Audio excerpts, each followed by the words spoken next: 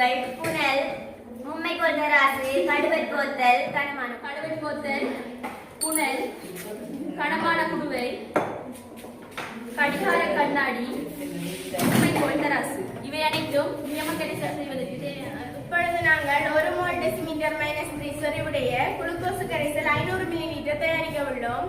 அதற்கு தேவையான குளுக்கோஸின் அளவு 90 கிராம் ஆகும். அதனை நாம் இப்பொழுது தராசில் உருத்தெடுக்க போகின்றோம்.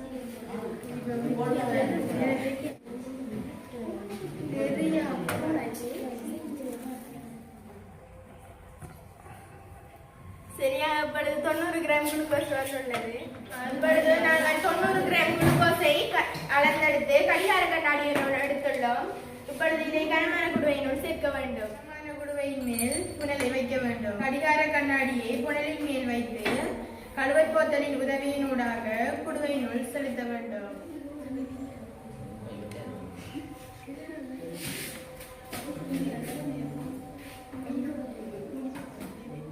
தேவையான திரவத்தில் 3 ஜனவாதி நீரை சேர்க்க வேண்டும். நீர் சேர்த்த பின் நன்றாக கலக்க வேண்டும். நன்றாக கரைந்து விட்டது. இப்பொழுது கனமான குடுவையின் அளவுகோடு வரை நீரை சேர்க்க வேண்டும். இதுவரைக்கும் நம்ம நீரை சேர்க்க வேண்டும். கழுவற் போத்தலின் உதவியுடன் அளவுகோடு வரை நீரை சேர்க்க வேண்டும்.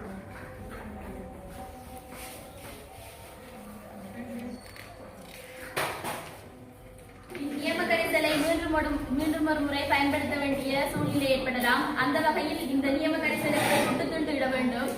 சுட்டுத்துண்டில் 3 விடயங்கள் இடம்பெறும். அவையாவன கரைசலின் பெயர், கரைசலின் செறிவு, கரைசல் தயாரித்த திகதி. இம்மூன்று விடயங்களிலும் கரைசல் தயாரித்த திகதி மிகவும் முக்கியமானது. ஏனெனில் இப்பதார்த்தம் குறிப்பிட்ட தினங்களுக்கு பின் வேறு சேர்வையாக மாற்றப்படலாம். அந்த வகையில் திகதி முக்கியமானதாகும்.